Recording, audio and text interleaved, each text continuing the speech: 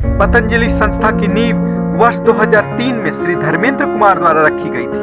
अपने अथक परिश्रम एवं संकल्प के कारण जो बीज उस समय बोया गया था, इतने लंबे समय तक उसके प्रति रखी गई श्रद्धा, समर्पण एवं प्रतिज्ञा और अभ्यर्थियों के प्रति सजगता, प्रेरणा स्रोत, कर्तव्य निष्ठा के सहारे वह बीज एक वट वृक्ष के रूप में बदल गया है, जो अपने ज्ञान रूपी प्रकाश से संकट, चुनौतियां और बदलाव से जूझने की क्षमता प्रदान कर रहा है।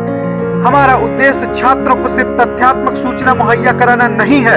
हम चाहते हैं कि यहाँ से जो छात्र अध्ययन करके निकले, वह एक प्रखर विश्लेषण और तीव्र व्यक्तित्व के तौर पर आके जाएं। सिविल सेवा परीक्षा में अब तक 1000 से अधिक छात्रों को इस परीक्षा में सफलता प्रदान कर राष्ट्र निर्माण में पतंजलि संस्था ने महत्वपूर्ण भूमिका निभाई है। विषय विशेषज्ञों की प्रामाणिक टीम के साथ पतंजलि संस्था श्री धर्मेंद्र कुमार के मार्गदर्शन में पूर्ण प्रतिबद्ध है। दर्शन शास्त्र फ्रेश पेज। देखो, दर्शन शास्त्र की अनेक परिभाषाएं हैं, परंतु हम यहां इसे परंपरागत रूप से परिभाषित करने जा रहे हैं, जिससे यहां लिखने में आसानी रहे। तो नोट कर लेंगे, परंपरागत रूप से।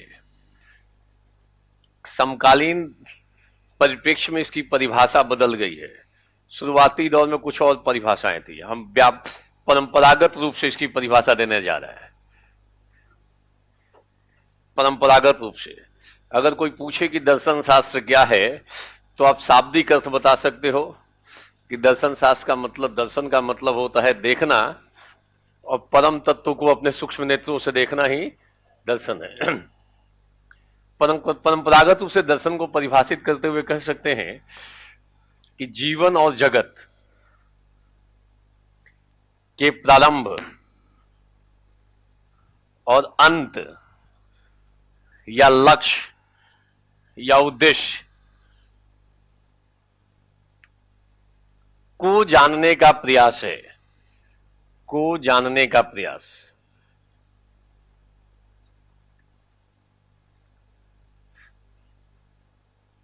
अगर कोई ऐसे पूछे दर्शन शास्त्र में क्या पढ़ना है, बोलो कि पूरा जीवन और जगत पढ़ना है। सवाल है कि जीवन और जगत का क्या पढ़ेंगे, तो हम ये पढ़ते हैं कि जीवन और जगत का प्रारंभ कहां से हुआ है, जीवन और जगत का मूल तत्व कौन है, और हमारे जीवन का लक्ष्य क्या है, हमारे जीवन का उद्देश्य क्या है, अंत में क्या होगा, इसको जानने का प्रयास क्या है। एक बार फिर से बोले सारे लोग, अगर हम पूछे दर्शन शास्त्र क्या है तो क्या बोलोगे? परंपरागत रूप से दर्शन शास्त्र जीवन और जगत, जैसे हम लोगों का जीवन है, हम लोग की शुरुआत कहां से हुई है, कौन सा मूल तत्व था पहले, प्रारंभ में क्या था, इसकी चर्चा कहां पे करते हैं। और हमारे जीवन का लक्ष्य क्या है, हमारे जीवन का उद्देश्य क्या है। साइंस भी इस चीज की चर्चा करता है, वो भी मूल तत्व की खोज करता है। लोगों ने बता रखा है, डार्विन आदि ने, कि हमारे पूर्वज बंदर थे, धीरे धीरे विकसित होते होते हम लोगों का मानव जीवन बना है। यस और नो? यस और नो? तो प्रारंभ की खोज विज्ञान भी करता है, साइंस भी करता है, परंतु यदि साइंटिस्ट से यह पूछ दिया जाए कि हमारे जीवन का लक्ष्य क्या है, तो साइंटिस्ट के पास कोई जवाब। हमारे जीवन का उद्देश्य क्या है, साइंस के पास दर्शन का दरवाजा खटखटाना पड़ेगा कि बताओ जीवन का लक्ष्य क्या है, जीवन का उद्देश्य क्या है। साइंस केवल इसकी चर्चा करता है, किसकी? बोलो किसकी? पहले मूल तत्व माना एटम को, बाद में एटम को तोड़ दिया इलेक्ट्रॉन प्रोटॉन में, बाद में फिर उसे तोड़ दिया गया है। अभी विश्व का मूल तत्व कौन है? क्वार्ट्ज। बोलो यस और नो? तो ये चर्चा साइंस में भी और ये चर्चा दर्शन में भी है, परंतु दर्शन एक कदम आगे है, वह बताता है कि हमारे जीवन और जगत का लक्ष्य क्या है। अगर लक्ष्य या उद्देश्य देखोगे तो आरंभिक दौर में स्वर्ग को जीवन का लक्ष्य माना गया। किसको? अगर आप वेदों में देखोगे जीवन का लक्ष्य क्या है, कहां जाना है, कहां जाना है? स्वर्ग में। ये वेदों में था और ये कई रिलीजन्स में है। आज भी कई रिलीजन्स ऐसे हैं जिसमें टॉप लेवल पे क्या है, इस्लाम में देखोगे जन्नत है, बोलो, क्रिश्चियनिटी में देखोगे पैराडाइज है, हेवन है, इंडिया में भी स्वर्ग है। बाद में स्वर्ग के स्थान पे मोक्ष को जीवन का लक्ष्य माना गया। विभिन्न भारतीय दर्शन, मैं पूछूं विभिन्न भारतीय दर्शनों में जीवन का चरम लक्ष्य क्या है? चारवाक को छोड़कर सबने कहा कि हमें अंत में क्या चाहिए, और बाद में अगर आप देखोगे तो मानव कल्याण हो गया है। क्या हो गया है? ये समकालीन नैतिक दार्शनिक, नोट कर लो, समकालीन नैतिक दार्शनिक जैसे विवेकानंद, टैगोर, अरविंद, गांधी आदि, नोट कर लो।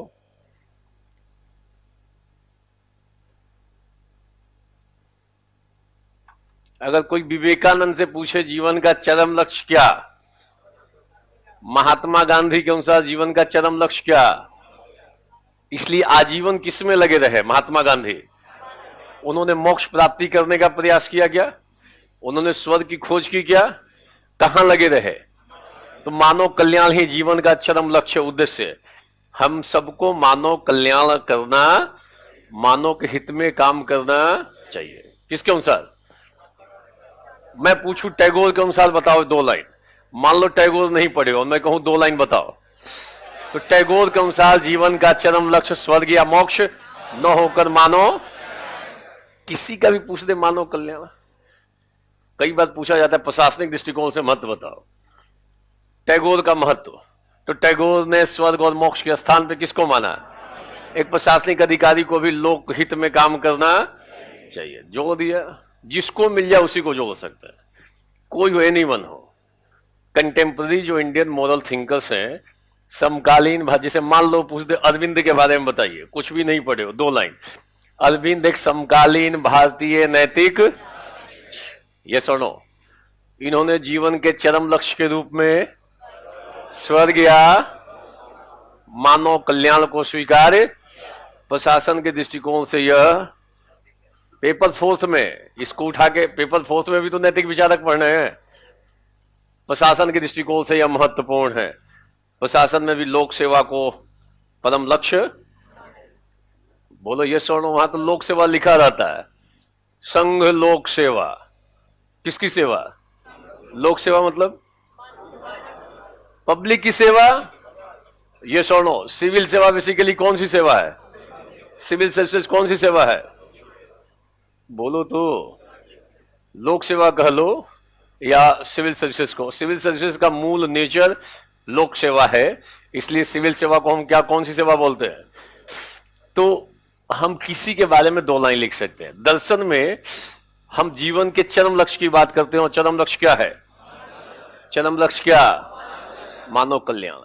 मान लो अगर आपने 10 लाइन बना लिया ऐसा जो सब पे फिट होगा, किस पे? विवेकानंद पे, टैगोर पे, तो अलग से ज्यादा रटने की जरूरत नहीं। तो अलग अलग रट रट के लोग परेशान है, आईएएस का एग्जाम देते वक्त, इथिक्स का भारी परेशान है, और लोगों ने उसी तरीके से ट्रीट कर दिया है।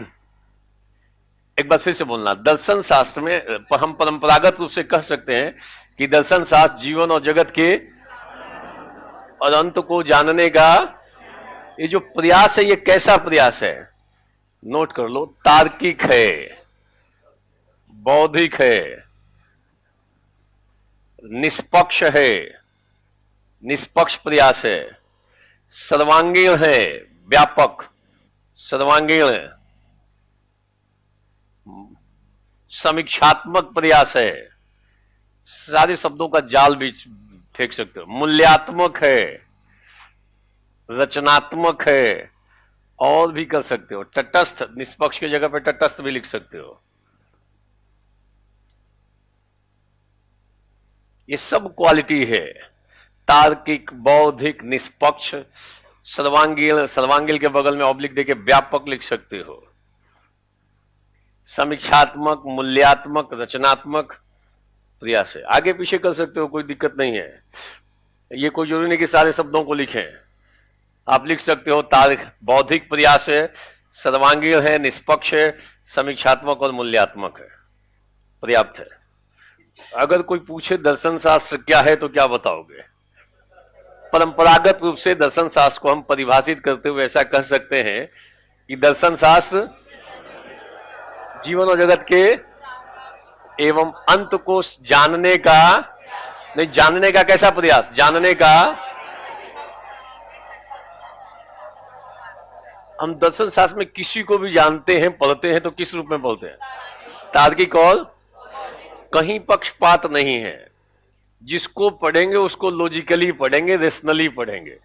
इसलिए जो सब्जेक्ट्स रेशनल है, जैसे साइंस वाले आ जाते हैं, बीटेक एमटेक वाले, वो ज्यादा कंफर्टेबल फील करते हैं, क्योंकि साइंस स्ट्रीम वालों में भी हर एक जगह पे हम क्या पढ़ते हैं, किसी भी चीज का अध्ययन कैसे करते हैं, तार्किकता और एक पक्षीय अध्ययन नहीं होता है साइंस में।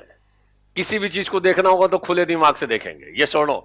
तो वो अप्रोच मदद कर देता है फिलॉसफी में, क्योंकि फिलॉसफी की पद्धति कैसी है, तार्किक और कैसा है। हम साइंस में भी निष्पक्षता के साथ देखते हैं, तथ्य मिलेगा तो मानेंगे, नहीं तो मानेंगे नहीं।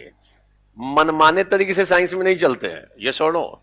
यहां पे भी निष्पक्षता रहती है, व्यापकता रहती है। क्या रहेगा, हम क्या प्लस है क्या माइनस है आलोचना प्रत्यालोचना भी करेंगे, और क्या करेंगे, मूल्यांकन का मतलब है क्या होना, हम ये इवैल्यूएशन भी करेंगे। और कैसा प्रयास है, हमारे जीवन के कई पक्ष हैं, हमारे जीवन के आप कई पक्षों में देख लो, 3 प्रमुख पक्षों को ले रहे हैं। पहला धार्मिक पक्ष, हमारे जीवन धार्मिक जीवन, एक है राजनीतिक जीवन, सामाजिक जीवन,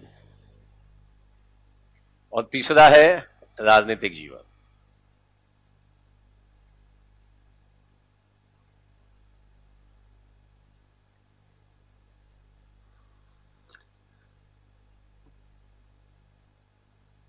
तीसरा कौन सा जीवन, और भी पक्ष है, हम 3 को लेकर चल रहे हैं, सिलेबस कौन सा।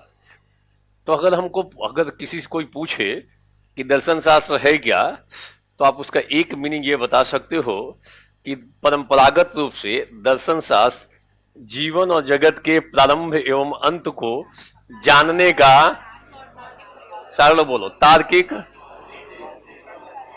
समीक्षात्मक, मूल्यात्मक, रचनात्मक प्रयास है। ये सब दृष्टिकोण रहता है, सारे पक्ष रहते हैं। हम दर्शन में जिसको भी देखते हैं इसी पद्धति से देखते हैं। ये सुनो, अब जीवन के बहुत सारे पक्ष हैं। पहला पक्ष कौन, अब धार्मिक जीवन में किन चीजों को मानते हो। अगर आप धार्मिक जीवन व्यतीत करते हो, आप थोड़े रिलीजियस टाइप के आदमी हो, क्या क्या मानते हो, ईश्वर की बात करोगे, आत्मा की बात करोगे, मोक्ष की बात करोगे, पुनर्जन्म की बात करोगे, नैतिकता अनैतिकता की बात करोगे, ये सुनो, पाप की बात करोगे। धार्मिक आदमी तो खूब बात करता है कि पाप दुनिया में बढ़ रहा है, अब कुछ ना कुछ होगा, ईश्वर क्रोधित हो रहा है, ऐसी बातें करता है। जब इन सारे विषय वस्तु को हम इस दृष्टिकोण से देखेंगे, कौन से दृष्टिकोण से, सारे लोग बोलो कौन से दृष्टिकोण से, तो उसको हम लोग बोलते हैं धर्म दर्शन। क्या बोलते हैं, देखो सिलेबस का पाठ। मैं पूछूं धर्म दर्शन क्या है, आप बोलो कि मनुष्य के धार्मिक जीवन का, धार्मिक जीवन के विभिन्न पक्षों का, धार्मिक जीवन के पक्षों का तार्किक, बौद्धिक, सर्वांगीण, समीक्षात्मक, मूल्यात्मक, रचनात्मक अध्ययन ही धर्म दर्शन है। बोलो, अब देखो फिलॉसफी में अगर हम धर्म दर्शन पढ़ते हैं और वहां ईश्वर को भी पढ़ते हैं, अगर कहां पे, तो हम ईश्वर को कौन से दृष्टिकोण से पढ़ेंगे। ऐसा नहीं कि ईश्वर आया अगरबत्ती दिखाना शुरू कर दी कि प्रार्थना करते हैं। ईश्वर है तो हम बिल्कुल खुले दिमाग से देखेंगे, कौन से दृष्टिकोण से, कौन से दृष्टिकोण से, कौन से दृष्टिकोण से। ऐसा नहीं कि तुरंत मानना शुरू कर दिया, ऐसा नहीं कि तुरंत हम उसके एंटी में चले गए। एक ग्रुप ईश्वर का आते ही कहेगा कि मानना शुरू, मानो इसको, दूसरा ग्रुप आते ही खंडित कर देगा। जैसे मार्क्सवादी कोई हो, कह दे ईश्वर नहीं है, बेकार की बात है, बकवास है, अंधविश्वास है। और धार्मिक आदमी होगा तो आते ही क्या करेगा, हम कौन सा दृष्टिकोण है, धर्म दर्शन में कौन सा दृष्टिकोण, न तो हम मान रहे हैं और नहीं उसका, हम तो ये देख रहे हैं कि जो ईश्वर को मानता है और मान के जो तर्क देता है, क्या उसके तर्कों में बल है? क्या माना जा सकता है? हम उसकी क्या कर देंगे? बोलो क्या कर देंगे? और जो ईश्वर को खंडन कर रहा है जैसे मार्क्सवादी आदि, तो क्या वो इतना सबल तर्क देते हैं कि हम उसको मान लें? हम उसकी भी क्या कर देंगे? फिलॉसफी में हमारा अध्ययन कैसा होगा? बोलो कैसा होता है? इसलिए किसी भी पेपर में टॉप लेवल में, एक लेवल के बाद किसकी डिग्री मिलती है? बोलो फिलॉसफी की डिग्री ही मिलती है, चाहे आपका जो पेपर हो। आप पीजी करोगे, एमए करोगे, उसके बाद कौन सी डिग्री मिलेगी? एमए के बाद कौन सी डिग्री? एमफिल। एमफिल के बाद कौन सी डिग्री? पीएचडी के बाद कौन सी डिग्री? डिफिल। मतलब लाइन से आप आगे बढ़ते जाओ, मास्टर ऑफ फिलोसफी, पीएचडी, फिर फिलोसफी, डिफिल, फिर फिलोसफी। ये सुनो, इसका मतलब पीजी से ऊपर उठते हो तो आपका दृष्टिकोण, आप जब एमफिल करते हो तो रिसर्च करते हो, शोध करते हो, और शोध करने के बाद आपका जो अप्रोच है वह कैसा हो जाता है? बोलो कैसा? कैसा? सारे लोग बोलो कैसा? डिग्री किसकी मिल गई? किसी भी चीज को व्यापक दृष्टिकोण से देख लोगे, लॉजिकली देख रहे हो, खुले दिमाग के साथ देख रहे हो, समीक्षात्मक दृष्टिकोण से देख रहे हो, इसका मतलब फिलॉसफी वहां आ गई। क्या आ गई? कहीं पे भी मैथमेटिक्स में भी फिलॉसफी, एमएससी करने के बाद फिर फिलॉसफी आ जाएगा। इतिहास से भी आगे बढ़ोगे फिलॉसफी, हिंदी साहित्य से आगे बढ़ोगे, कहां पे जाओगे? अंत में तो चरम परिणति विभिन्न पेपरों की कहां पे होती है? कहां पे? डिग्री तो मिलेगी किसकी? फिलॉसफी की। क्योंकि उस समय हमारा अप्रोच कैसा हो जाता है? बोलो कैसा हो जाता है? कोई भी चीज हो, अगर आप उसको तार्किक तरीके से, व्यापकता में, ये सुनो, बौद्धिक तरीके से, निष्पक्ष तरीके से विवेचना कर दिए, मूल्यात्मक तरीके से क्या होना चाहिए और क्या, तो माना जाएगा कि यहां पे फिलॉसफी आ गई। 2016 में आईएएस में प्रश्न आया, भारतीय संविधान का दर्शन बताएं। भारतीय संविधान का। अब कई लोग तनाव में आ गए कि फिलॉसफी यहां पे भी आ गई। What's the philosophy of our constitution? 2016 में सवाल है, 15 या 16 का सवाल है, 10 नंबर का सीधा सवाल। सेकेंड पेपर में, कौन से सेकेंड पेपर में? इंडियन पॉलिटी वाले पेपर में, भारतीय संविधान का। तो अब दर्शन में क्या कर लोगे? संविधान को किस रूप से देखो? कौन से रूप में? अगर आप संविधान को व्यापक रूप से देखोगे तो संविधान में क्या बातें बोली गई हैं, और जो बातें बोली गई हैं वो सब की सब आ गई हैं कहां पे? भारतीय संविधान की। बाद में तो बहुत सारे आर्टिकल्स, अनुच्छेद है, बहुत सारी चीजें हैं, ये सुनो, बट उसमें क्या बातें व्यापक स्तर पे बोली गई? समानता होनी, स्वतंत्रता होनी, पंथ निरपेक्षता होनी, लोकतंत्र होना, समाजवाद होना, लोकतांत्रिक समाजवाद, ये सुनो, बंधुत्व का भाव होना। अगर ये लिख रहे हो तो क्या लिख रहे हो आप? भारतीय संविधान का क्या लिख रहे हो? आपने संविधान को कौन से रूप में देख लिया? बोलो कौन से रूप में? व्यापक रूप से देखा, सर्वांगीण रूप से देखा। बाद के जितने आर्टिकल्स हैं वो सब डायरेक्टली और इनडायरेक्टली किसको सपोर्ट कर रहे हैं? बोलो किसको?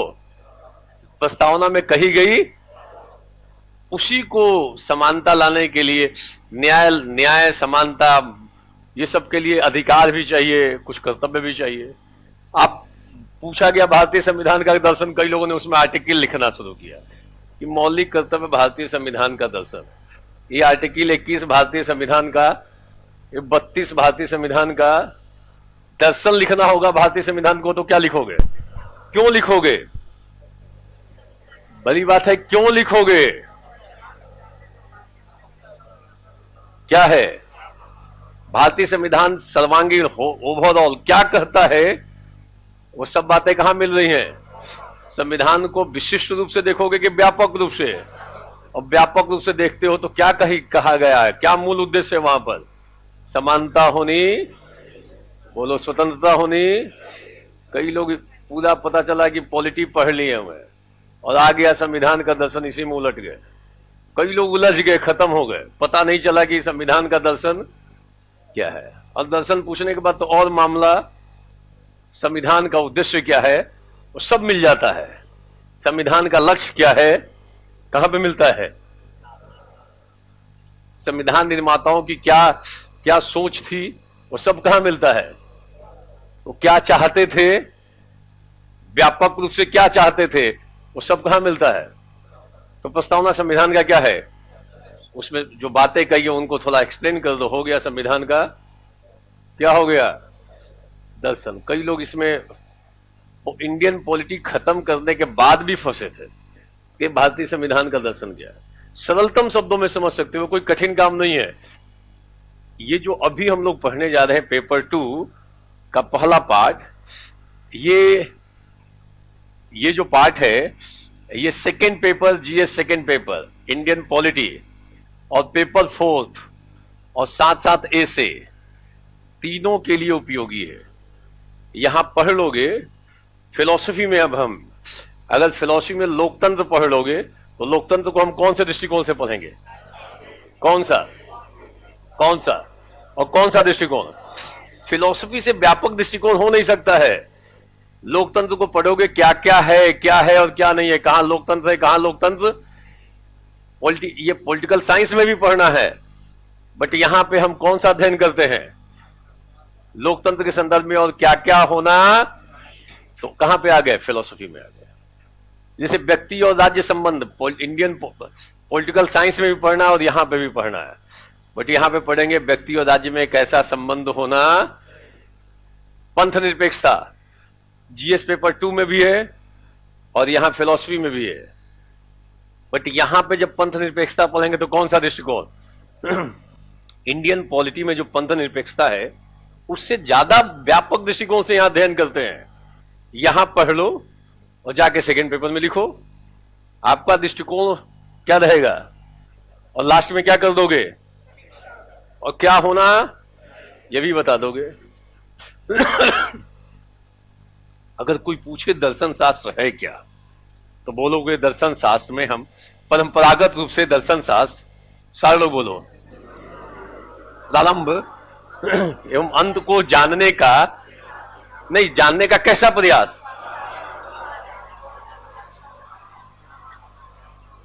जीवन के कितने पक्ष, कई पक्ष हैं, हम 3 पक्षों को देख रहे हैं। कौन सा पक्ष, अगर आप धार्मिक जीवन में जो चीजें मानते हो इसको अगर कौन से दृष्टिकोण से देखो तो उसे हम कहेंगे धर्म दर्शन, क्या बोलेंगे। अगर आप सामाजिक जीवन, अच्छा अगर आप सामाजिक जीवन व्यतीत करते हो तो क्या क्या आप बात करोगे, आप लिंग समानता की बात करोगे, महिला सशक्तिकरण की बात करोगे, बोलो सर लोग ये सुनो, प्रगति की बात करोगे, सामाजिक समस्याओं की बात करोगे, जाति भेद की बात करोगे कि जाति बहुत ज्यादा, जाति के आधार पे भेदभाव हो रहा है, ये सब कहां पे आएगा, सारे लोग बोलो कहां पे आएगा, फिर से बोलो कहां पे आएगा। अगर इन जाति भेद, लिंग भेद, अगर इन चीजों की विवेचना आपने कौन से दृष्टिकोण से की, सारे लोग बोलो कौन से दृष्टिकोण से, तो हम कहेंगे सामाजिक दर्शन है। हमारे सिलेबस में पढ़ना है सोशल पॉलिटिकल फिलॉसफी। फिर से बोलना क्या पढ़ना है, मैं पूछूं सामाजिक दर्शन क्या है, सामाजिक जीवन के विभिन्न पक्षों का अध्ययन ही समाज दर्शन। नोट करो क्योंकि हमारी शुरुआत समाज दर्शन से होने जा रही है। कहते हैं जो सफर की शुरुआत करते हैं वो मंजिल पा ही लेते हैं, बस एक बार चलने का हौसला रखना जरूरी है, क्योंकि अच्छे इंसान का तो रास्ते भी इंतजार करते हैं।